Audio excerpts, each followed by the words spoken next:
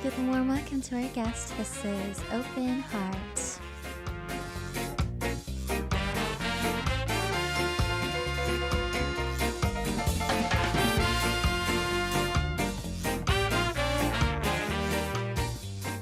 As you guys know well, now the digital and virtual world is not far away from us at all. And today we are joined by an artist that exceeds these worlds through their art. So please welcome digital sculptor, animator, and simulator Jae-hun Park in the studio. Hello. Hello, guys. Hi. Could you please introduce yourselves to our listeners, please? Yes, this is Jae-hun Park. I'm an artist who lives in Amsterdam, and I'm making video, especially 3D simulation video. And these days, I'm making also some 3D sculptures these days. Wow, thank you for being in the studio. Welcome to Heart Attack. We did hear it's your first time on radio, right? Yeah. But you've done many interviews, so... Yeah, some magazines and small interviews, but it's a real-time interview in the radio broadcasting. Right. It's my first time. But it's going to be a fun time. I know lots about you, so I feel like I should introduce who our guest is today prior to getting into more questions. But our guest today, his works are included in a collection of various institutes, such as the Dutch Royal Family, Seoul Foundation for Arts and Culture, and the Ulsan Art Museum, currently based in Amsterdam. And I must mention how we got to have you on the show today. So a few months back, there was an exhibition in Korea. It was called the 이상현상 exhibition, and I was invited because our other guest, Cynthia Professor, invited me. And I saw your works there. I thought they were very cool. And there was also an auction that happened. And it was my first auction ever. And I just saw this and I thought, I need that. So I went through the whole bidding process. It was really interesting. I got this, which was the possession of the artists that were a part of the exhibition. And I tried to meet the artist who had this possession and I couldn't. So I asked other people, where is this artist? Where is Jae-hun artist? And they were like, oh, he's not in Korea. So we DM'd and you told me you'd be in Korea around this time. Yeah. Why are you in Korea right now? Can we ask? Yeah, I came here for my public project. Okay. Exhibiting in the Gangnam district, especially Samsung Station there.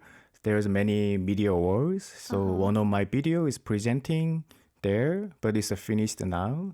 So I'm go back next week. Yeah, so we tried our best to fit you in our schedule.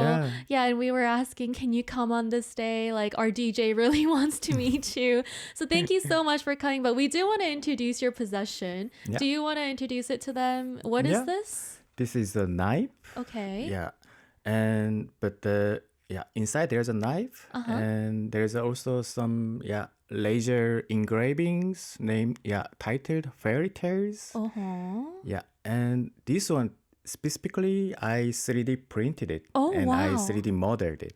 So, and also it is my first 3D printing, so it's very meaningful for me. Oh my gosh! And the shape is kind of the small stones around the riverside. Yeah, so you can feel some fairy tale vibe from the knife. Wow, you also signed it on the edge like this. Yeah. It was very meaningful for me too as well because I'm not an artist, but I do like knives. I'm not a cook, but I like knives because I like horror stuff. So I thought it was a perfect possession for me to bid on. And so I'm very glad that we have you in the studio today. So once again, thank you so much for coming.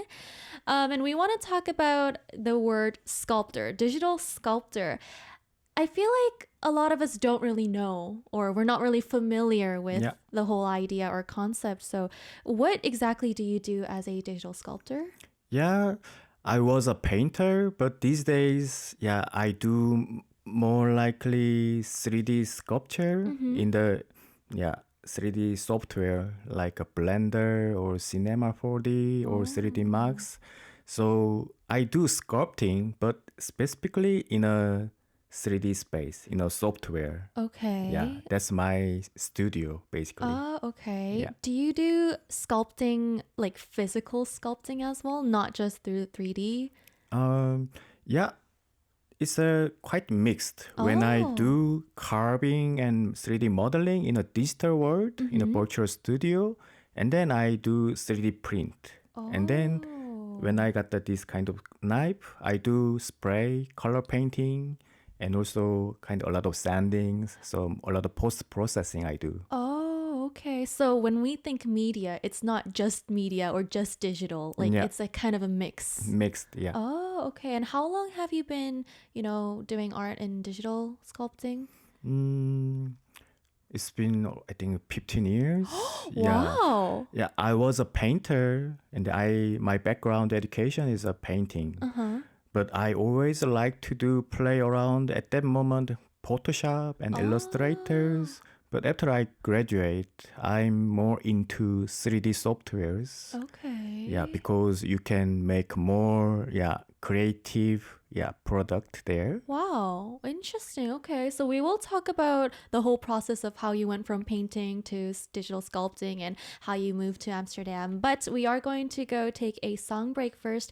You did bring in this song, so I want to ask, why did you want to listen to this song? It's called Burgundy Red by Sunset Roller Coaster. Yeah, especially I like the burgundy red color. Ah, okay. Yeah, okay. that's the only thing I... Okay, perfect reasoning. We'll go listen to this song and we'll be back then. This is Burgundy Red by Sunset Roller Coaster. That was Burgundy Red by Sunset Roller Coaster. You guys are listening to Heart Attack and me, DJ Pretty Little Iris. We are joined in the studio by digital sculptor Park Jae-hun. I also wanted to mention, we did talk about how you introduce yourself as a digital sculptor, but you also say simulator as well. Yeah. And I read in another interview, there is a reason why you use the word simulator. Yes. Yeah, so could you explain, please? Yeah. The simulation, you can compare it with the animation usually. So usually the moving image created from the animation. The animation means the animator have to animate frame by frame. So when the ball comes down, then they have to draw one frame by one frame. Yes. Yeah, it's a lot of work. Yeah, a lot of work. Yeah, you can imagine these Disney cartoons. Right. Yeah, but the simulation is, these days we use the kind of natural physics algorithm. So we can put some, the gravity numbers, 9.8 kilogram per hour, like kind of this. Yeah, so then the algorithm automatically create this movement of the object in a digital simulation. So I use this kind of skills. Yeah, and this kind of algorithm developed by a lot of computer scientists and physicists. Yeah, so they calculate all of the world and the natural principles. Yeah, and they made the algorithm. So I use it, I borrow. Wow, that is amazing. Like the mix of technology and art, it's really truly sounds 2025. Like, but it's really interesting because you started, like your major was a little different. It was, you were a painter. Yeah. How did you always want to be a painter? How did you choose your major? Yeah, when I was when I was studying in the high school, the art, there was not that kind of technology at that moment. Yeah, and then I also didn't know that. Only maybe US, in a big studio, they have this kind of the simulation, technologies. Yeah, and then I just thought I'm gonna become an artist. And then I started as a painter. Yeah, but my father was an architect. So when I was children, my playground was a architectural construction site. So I play with a lot of tools, a lot of construction materials. So I always enjoyed playing around with this kind of dust. Oh, dusty things. A little messy things. Yeah, messy and dusty, and my mother always got upset about it. Yeah. Oh, okay. Yeah, so that comes in when I graduate. So I like to try to play around more constructional materials. Then I moved to Netherlands. Yes. And then Corona and COVID-19 hit. And then I thought, oh, so I can't approach my studio. And then there's a lot of more confinement there. So I tried to, work in my laptop. Mostly. Wow. Yeah. So I figured out another word. Wow. So there was a little bit of influence of the whole pandemic and kind of naturally happened, I guess. Do you still paint? I do draw a lot. Drawings a lot. Yeah. Okay, interesting. And I want to ask you, what is kind of like the process of when you work on a project? Because we think if you're a painter, like you have a canvas, you have, materials. But what you do, what is the process like? Yeah. I have a studio in Amsterdam. Oh, okay. Yeah, kind of this studio size. Okay. And then I have a really nice workstation computer and then standing desk, like a white color. Oh, so you're like a standing desk person. Yeah, Okay. yeah. I standing desk, but I usually also sit. Makes sense. Yeah. And I have to sit on my desk, and then I have a big, like a 50-inch screen. And then I turn on the screen, the 3D software, usually the Blender. It's an open source program, so you can use it for free. Oh. Yeah. And then there is another my studio start. There is no dust, no wind, no gravity there. Yeah, and it's a really grayish and dry studio. Oh, okay. Yeah. And then there's one small scoop there. And then I'm starting carving and put some algorithms and texturing. Yeah. Interesting. I feel like though we should share with our listeners what your artwork looks like so that they can kind of understand it a little better as well. We do have a tablet ready here, so if you want to pick any artwork that you want to share with our listeners, we'll share it on the screen. Yeah. Okay. And maybe I'm gonna show this work. Wow. 2021. I Okay. showed it in a nearby the Hongdae alternative space loop. Wow, okay. Yeah, this was like a 13-meter screen. Yeah, and I showed it my simulation video there. How long did it take you to make that? 13 It was meters. 3 months. Usually it took. Wow. Yeah. Just wow. And also we can all check out your work through your Instagram account. It's Yeah. Windless Room. Right? Yes. Wait, you And mentioned your workspace, no gravity, no wind, no dust. Yeah. Is that similar to your username, Windless Room? yeah, at the moment, because okay. in the digital world there's no wind, no dust. Wow. Yeah, so the wind actually comes me very feeling very emotional to me. Yeah, I can imagine. Okay, what is this artwork? Yeah, this is about the beheading machine, the name the guillotine. Okay. Yeah, in the French Revolution they use a lot for the political reason. Oh, Yeah. okay. Interesting. And the small son comes to the guillotine room, Okay. and then in front of the guillotine there's the tree trunk is burning down, and then the sun slowly comes into the guillotine room. Maybe you like it. Yeah, I told him I like horror guys, so he's saying I like it. No, I love this. Wow, very spooky as well. I personally want to talk about your candlelight Yes. work, which is one of the works I saw at the exhibition. I read your interview on it, how you were inspired when you were at the temple with your mother. Yeah. So this is the candle work, and it slowly melts. Yeah, it's melt exactly 1 hour. 1 hour. Yeah, usually this kind of size melting 7 hours. Okay. But I a little bit speed up. Yeah. Yeah, so I was at the exhibition for a few hours. So every time I looked at this artwork, it was smaller and smaller and smaller. Yeah.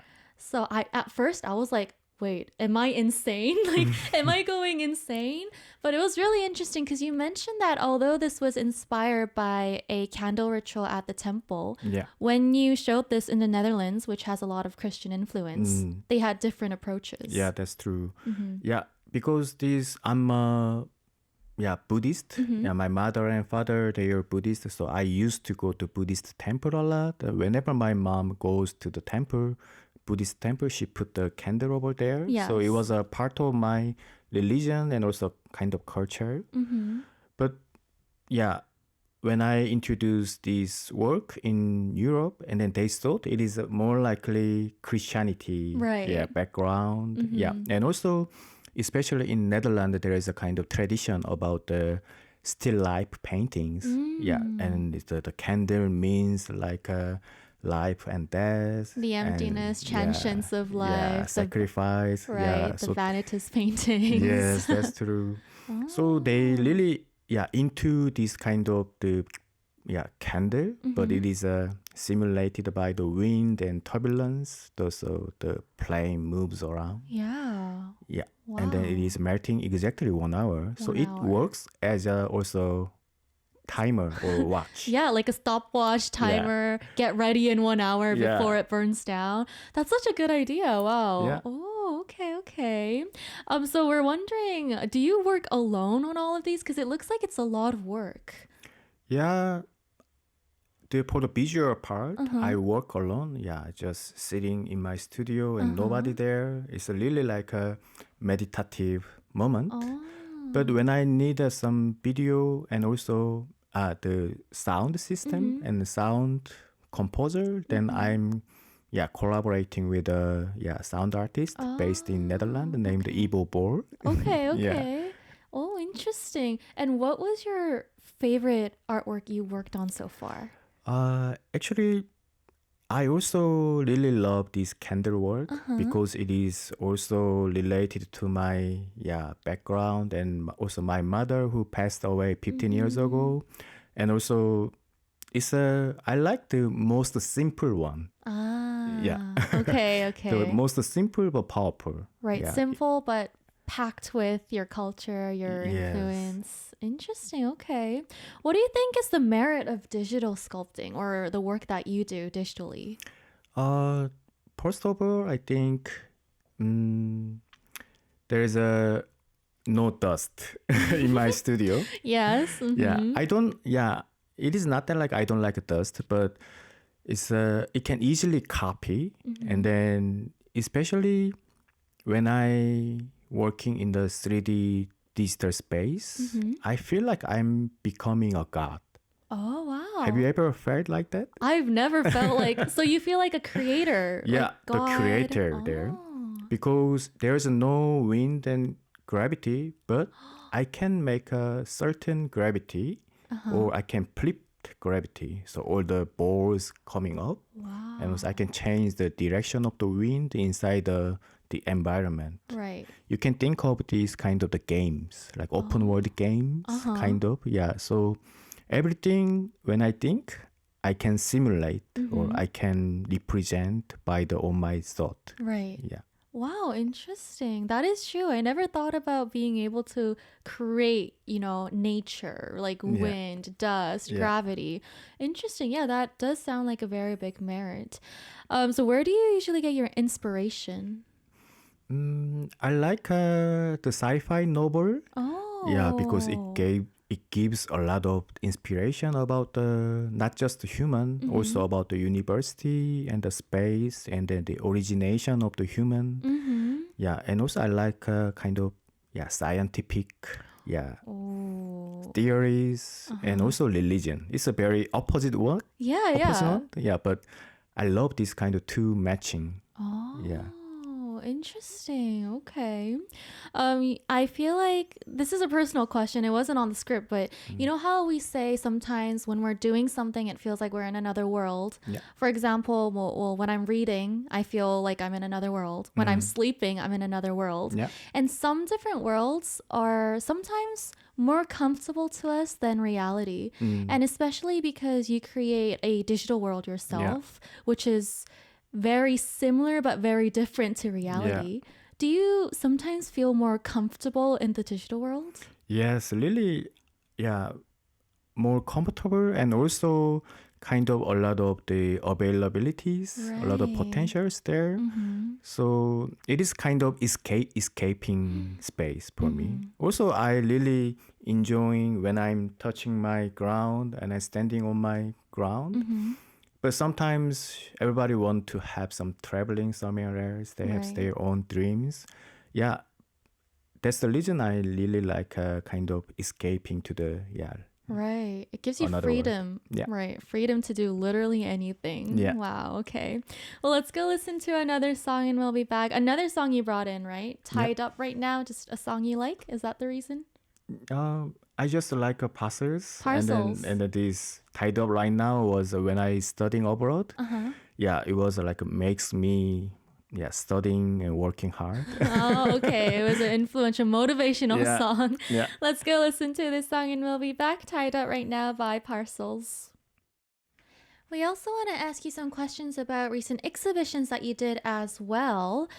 So recently you did the one that I talked about, 이상현상 exhibition. Yeah. And is there anything upcoming or anything you want to share today?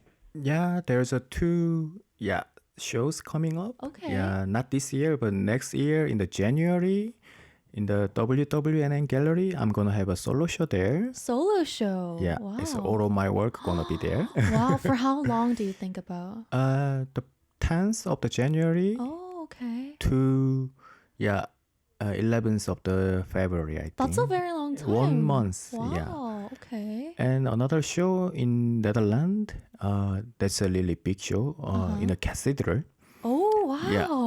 So I'm gonna have another solo show in a cathedral in the city named Alkmaar. Mm-hmm. It's 20 minutes above from the Amsterdam. Mm-hmm. Yeah, they have a big church there. Wow. Yeah, my video gonna be presented under the church dome. Yeah, It would be so I'm pretty. excited to see. Yeah, I mean, please post a lot of pictures on Instagram. Well, I also wonder, how do you choose what artwork gets to displayed at what exhibition? Yeah, depending on the just two themes, the space and also the concept.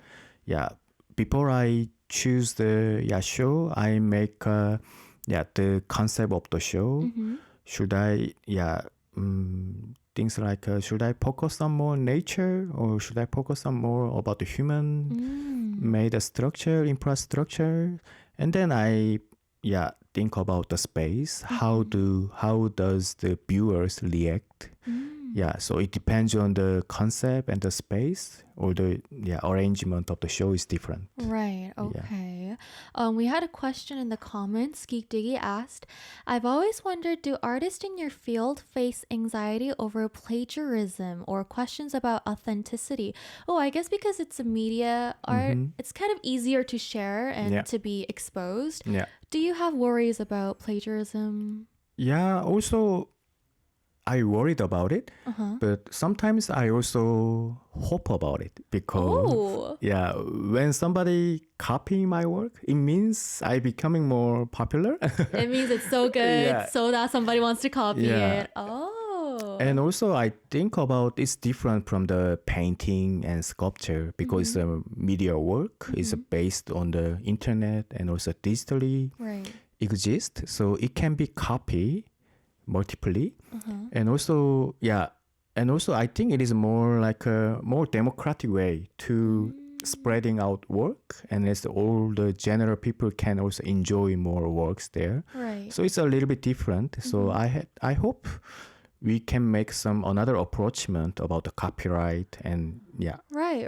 It would be nice if there was a little but it doesn't mean that I'm hoping for plagiarism. It's a different story. Right. It is different. You shortly mentioned about the media wall art you did recently in Seoul. Yeah. Could you talk more about that, please? Yeah, the media walls, especially I live in Amsterdam, so it can be really, I can compare a lot. In Netherlands, when you go to the cafe or some restaurant, there's no kiosk. Oh. The people comes in and then the waiter always bring these books. And also in the media facade, there's no media facade on the street. Also there's no signboard advertising. That's the reason it's a quite pretty landscape they have. Right. But in Korea, it's the opposite. It's sometimes it's quite ugly. There's too many signboards. Too many screens. Yeah, too many signs. screens. Sometimes it's a visual noise. But for the media artist, that's also another chance to show my work because that's a huge media wall is a kind of canvas for the media artist. So if there are a chance, we can show our artworks there. Right. Yeah, in a huge screen. Right. Yeah. Recently, you did one at Samsung Station. Yeah. Huge. It is right at COEX area. Yeah. And your artwork was displayed there. Yeah. How did that project happen? There was some sort of open call for the media artist. Yeah, collaborating with the alternative space, Art Forum Lee, and then Hyundai department store company, and they collaborate. And then one of the screen, they select 3 artists, and then they present these 3 artists every 2 weeks. Wow. Yeah. Oh, okay. And you were chosen, so that's how you screened it. Interesting. And you went to Amsterdam, you mentioned around 8 years ago, 8 years ago. Was there a reason why it was Amsterdam? Yeah.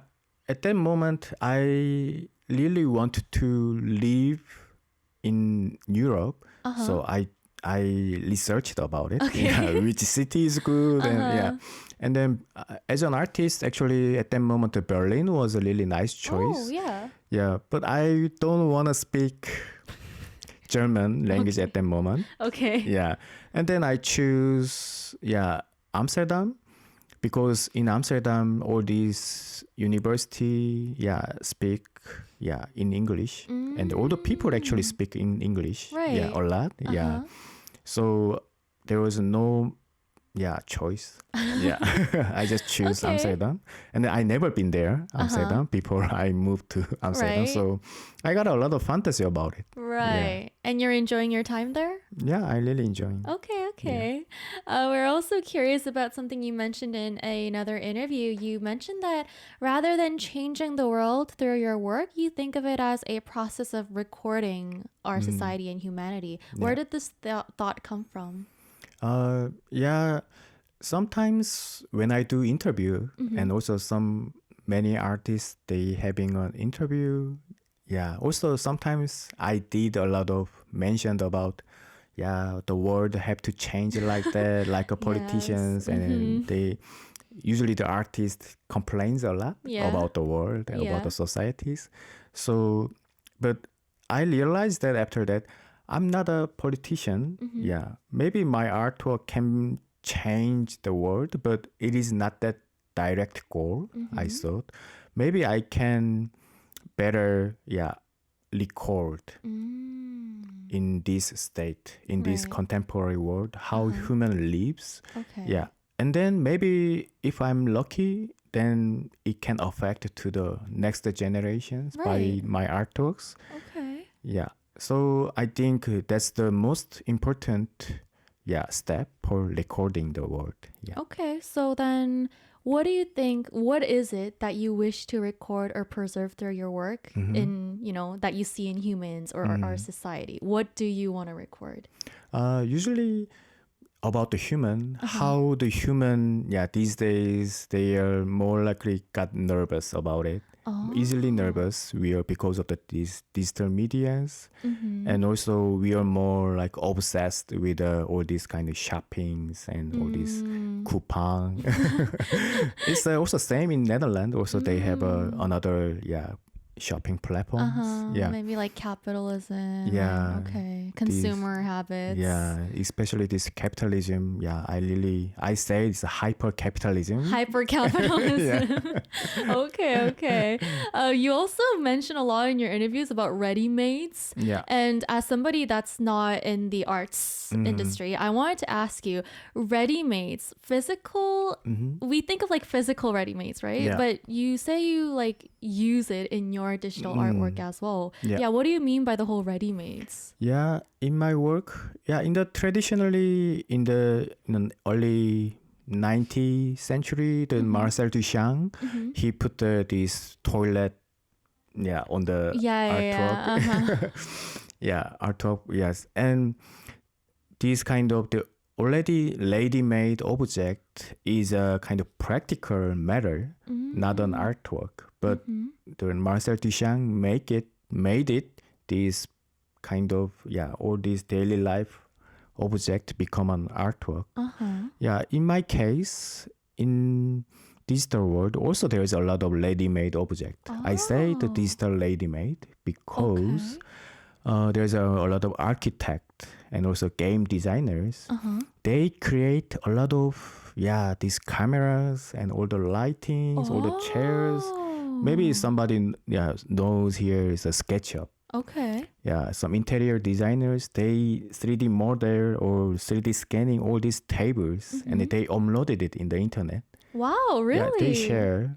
Yeah, they have their own culture to share in this digital asset, they said. Yeah, so I just connect and I just go there in the internet where all these digital model archiving there and then I download it. Wow. For free. Wow, interesting. And then I use it in my artwork. Yeah, so it's a ready-made object by the architect and the designers. Right. But I'm manipulating this object, digital object in my work. Interesting. Never thought it. I only thought of it as like something physical, ready-mades. But okay, I never knew there was like a whole world inside that world. Yeah, there's also another world. Oh, Yeah. wow. Interesting. I want to ask you, because you're doing a lot of artwork, is ultimately, what do you wish to achieve through your art? Achievement, I haven't thought about the achievement because I'm making my artwork not for the achievement. For me, it's the process is the more important to me. And then through my artwork, I would like to express by myself my ideas about how I recognize the world and also who am I. That's the big question. Who am I? Everybody, nobody knows. Who are you guys? Who am I? And what I'm watching? What am I seeing? Yeah, and how do I interpret? Oh. Yeah, that's the process of my work. I don't have much like a achievement. I'm like not materialistic goal, yeah. right? Okay, well, makes sense. Well, it was really, really nice to have you in our studio today, and it is already time to say goodbye. So you already told us about your plans, about your exhibitions, and you'll keep us posted on your Instagram. I'll try to visit all your exhibitions whenever they're available in Korea. Yeah, I'm gonna invite you. Yes, please. Thank you very much. Did you have a fun time with us today? Yeah, it was really exciting to be here. Yeah. Thank you. I'm very glad because you mentioned you were a radio fan as well, a daily listener. So I'm really glad it was a memorable time. We are going to say goodbye with another song that you brought. I personally love this song as well. We're going to say goodbye with Lover Boy by Pumbipurit. And tomorrow is a Thursday, which means that I'll be back for Travel Diaries with Professor Cynthia. So everybody, thank you so much for tuning in, and I will be here live, same time, same place tomorrow. Hope you guys have a good morning, evening, night, or dawn, wherever you guys are. With all my heart, this has been Heart Attack, made by producer Jung Hae-won, video director Shim Yu-kyung, engineer and 재선은 박종목, writers 장문경 and Kim Kyung-on. I've been your DJ, Pretty Little Iris. Thank you so much for being with us today. Thank you. Bye, guys.